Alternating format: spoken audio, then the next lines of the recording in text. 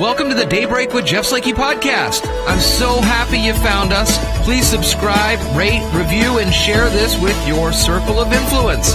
It's a collection of the interviews, news, and conversation during Daybreak with Jeff Slakey on I-Fiber One News Radio, KMAS, weekdays from 6 to 9. Well, good morning, everybody. The Daybreak Show rolls on here this Wednesday, the 19th of August. Good morning, Spencer. How are you? I'm doing great. Happy midweek already. Yeah, for sure. And on the show today, local news and conversation. Also, Port of Call with Dick Taylor and Brandon Palmer talking about the runway paving that is coming up soon. Also, Karin Leaf from the Mason County EDC will talk about how the EDC has helped businesses and what they've learned while helping businesses and what they're thinking about upcoming classes and programs to help business owners really be able to figure out how to accurately record receipts and make sure that their information when asked to auditors and things like that is accurate and acceptable and ready to go, because they're noticing when they're working through these grant opportunities for these businesses, a lot of folks don't have all of the all of the things in place that maybe other large-scale businesses with huge, accounting departments have, if you know what I'm trying to say. Sure. No, absolutely. It makes sense. And big news last night, yeah, huh? Boy, I got a text last night. I'd already fallen asleep, and I woke up to the news. At last night's Shelton City Council meeting, Shelton Police Chief Darren Moody announced his upcoming retirement as the Chief of Police for the Shelton PD. He's been in Shelton 6 years now, and he's been in law enforcement 33 years. So we're going to reach out to Darren and see if he wants to sit down at some point and talk about the decision. Since our report, it's been great to know him over the last 6 years. Oh, yeah. No, great. He's great really guy. Just a real nice guy. Since our report yesterday, Mason County Public Health notified of 6 additional Mason County residents testing positive for COVID-19, bringing the total to 290 positive cases since the beginning in Mason County. Contact interviews continue, and when a positive case completes their isolation period and released by local public health, they can return to work and normal activities. The attorneys general of Washington and Pennsylvania say they're leading states that are suing to block service changes at the U.S. Postal Service. They made the announcement yesterday as the U.S. Postmaster General announced the reversal of some Postal Service changes amid a national outcry. Washington State Attorney General Bob Ferguson and Pennsylvania Attorney General Josh Shapiro are both Democrats. In filing the lawsuit, they cited policy changes that included limiting worker overtime and late or extra shifts. They say the Postmaster General ignored rules requiring the Postal Service to follow procedures before making changes that affect national service. Well, start of the school year coming up, and however it shakes out for everybody, that may also mean that there are a lot of kids going back to the workforce, perhaps. Even if you're doing remote or virtual learning, you may still have a job, and start of the school year does show some rules. And so just here's a quick reminder. A teen who is like 14 or 15 can work no more than 16 hours a week. A student who is like 16 or 17 can work no more than 20 hours a week. Work hours for teens are the same whether you're in a public school, private school, or homeschooled. And then there are rules for employers. They must sign and complete a parent school authorization form before giving it to the teen's parents and school district for their signatures as well.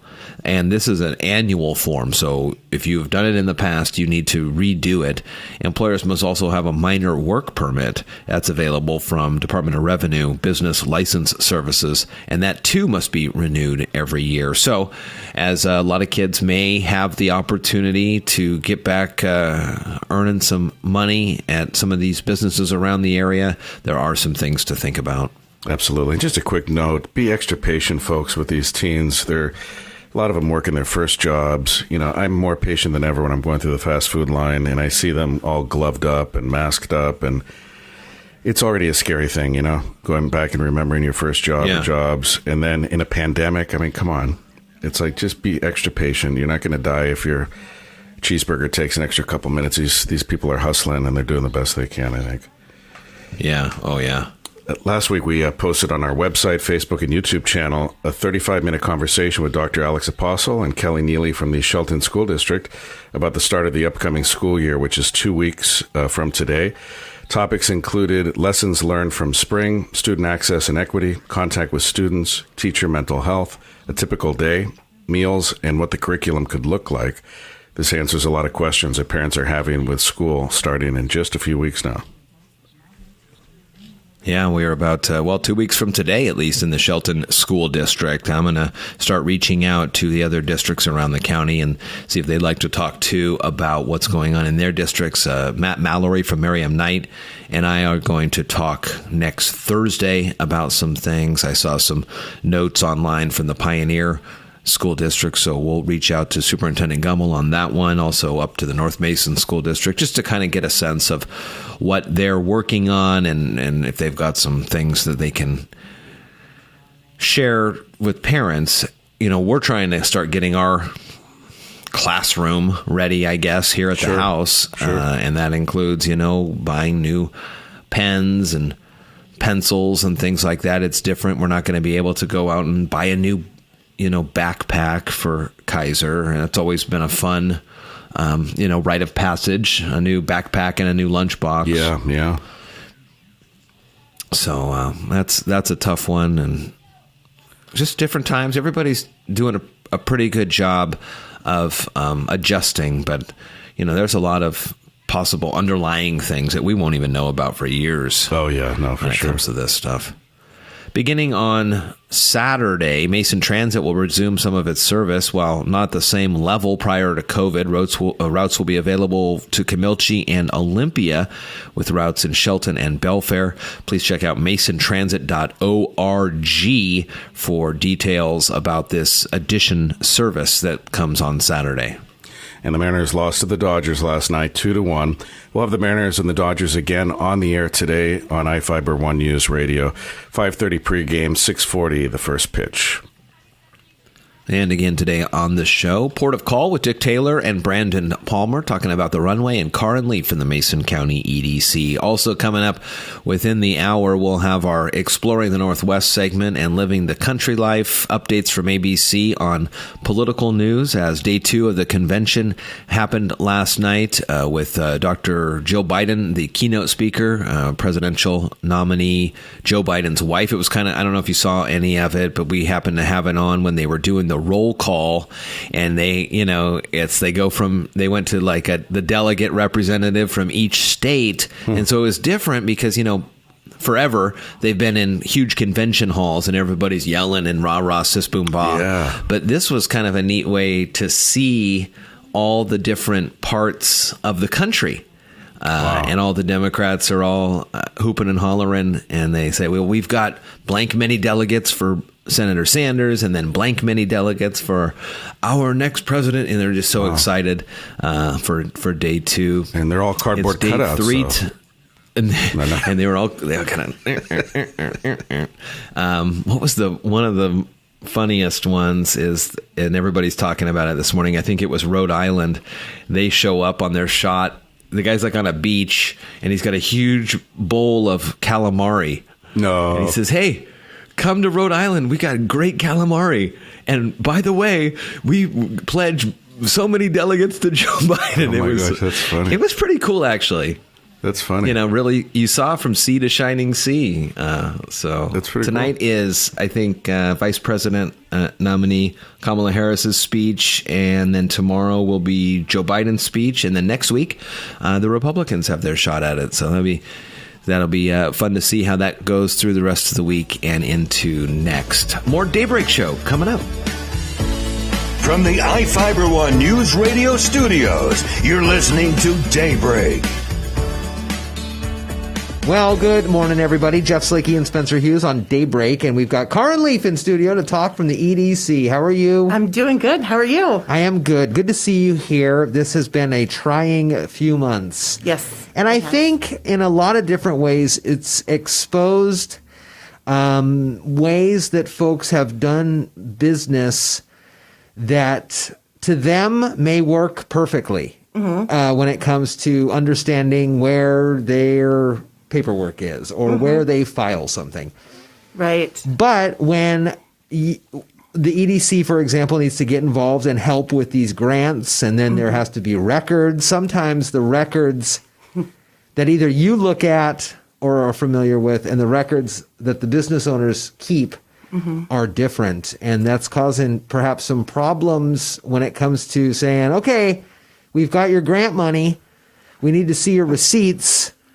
And the receipts that you're seeing may not be what ultimately is going to be fully accepted. Is that right? Yeah, we're, and I mean, you said it right. Everyone's system is different, whatever works for them. But in the event of, these reimbursable grants, all these grants are reimbursable, we have to show statements for the eligible expenses have been paid. And it's tough because a lot of folks just pay cash, bills paid, they don't have to worry about it. Well, now we're running into that. You need to contact your property management or your landlord and get those statements, get those receipts. It's really opened our eyes, I think, in a lot of business folks also.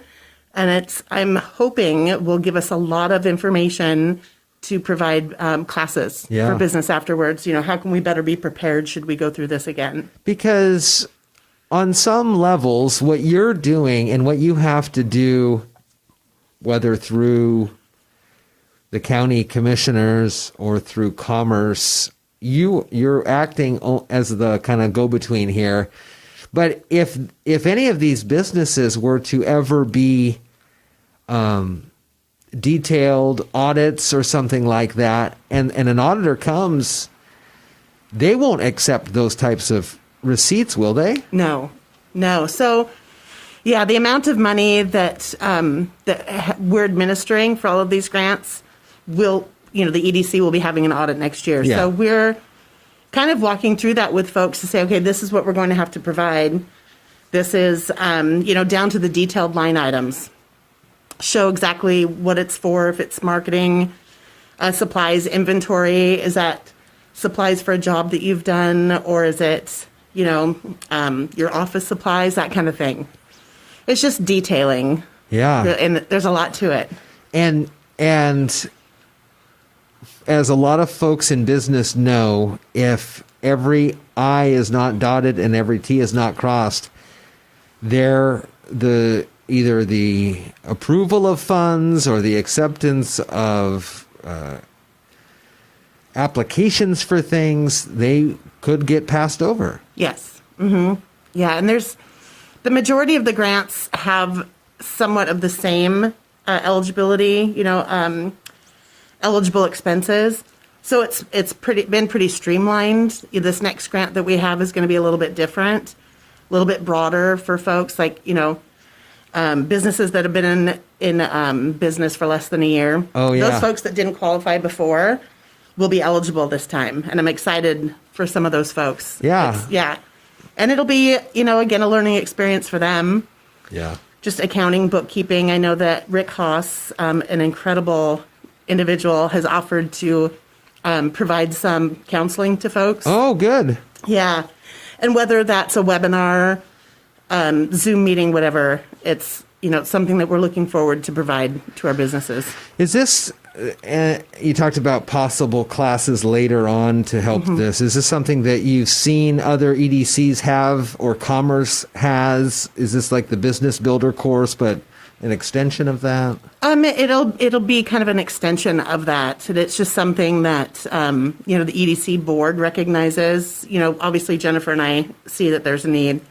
But we have a lot of board members that are offering to participate in that and help. Great. Yeah. That's wonderful. It is still important to shop local. Yes. What was I reading? The latest, I think, Good Housekeeping or something magazine. And it was talking about shopping local, kind of same things you and I have talked about, and Jennifer as well over the last couple of months. Gift cards work great. Yes.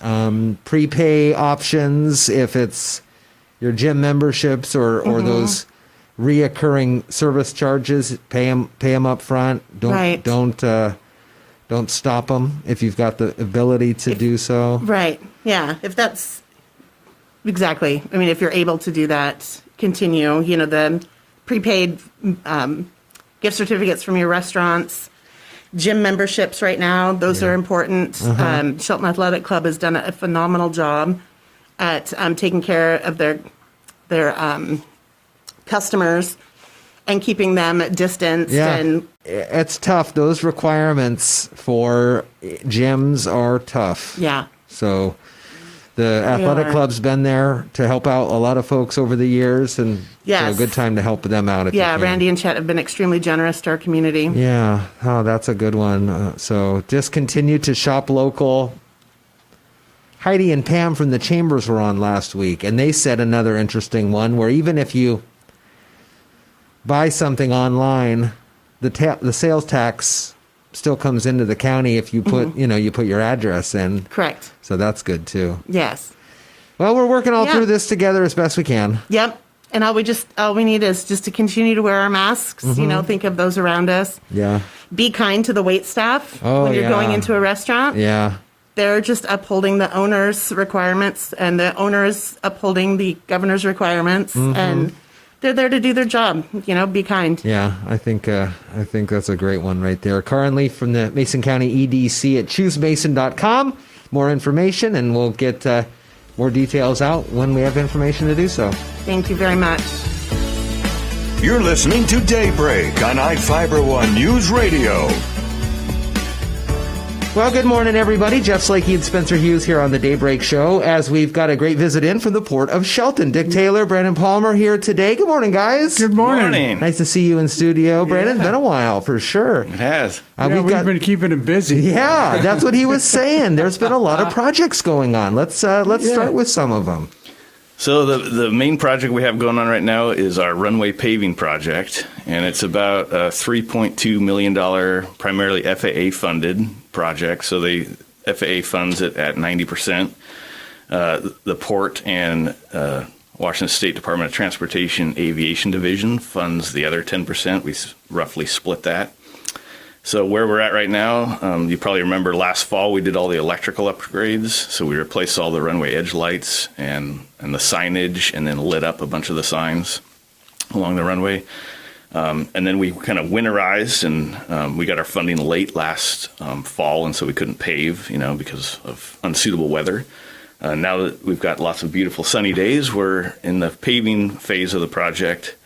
And so basically what we've done in this phase is activate the parallel runway as a temporary runway so that the airport's not shut down. And then we've done a variable depth mill on the entire runway surface. We just completed probably around 8 miles of crack sealing on the runway.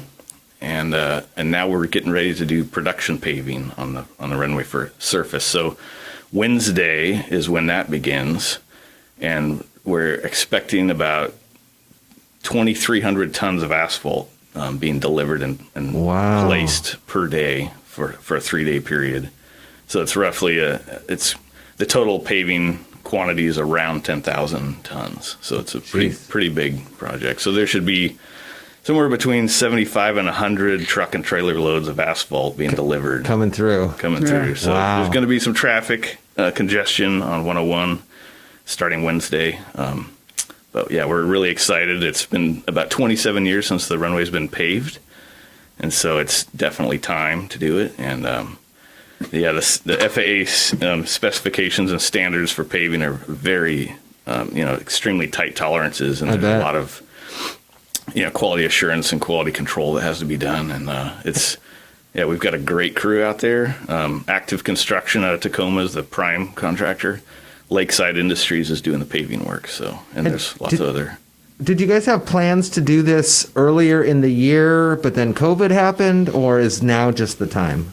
Now is just the time. Yeah, it's just so weather dependent, to do a paving project like this that you just have to do it right in the middle of summer. Right. I mean, it's just too risky to do it any other time of year. And you said the other parallel runways are open. Is the traffic still continuing? Did it go down and then it's starting to come back up, or?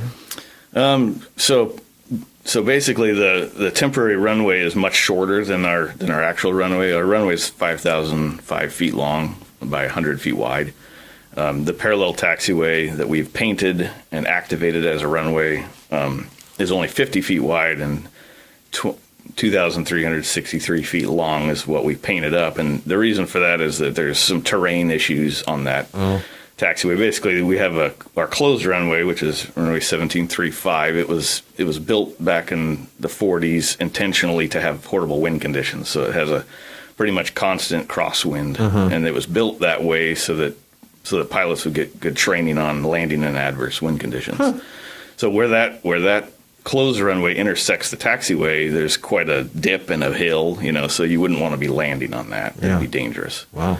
And so we knew that people were going to use it whether we activated it or not, and so we were able to convince FAA that, to make this as safe as possible, let's paint it up and make it really obvious, which portions of this are safe and which are not. Yeah. And so, it hasn't really slowed us down at all, I don't think. Great.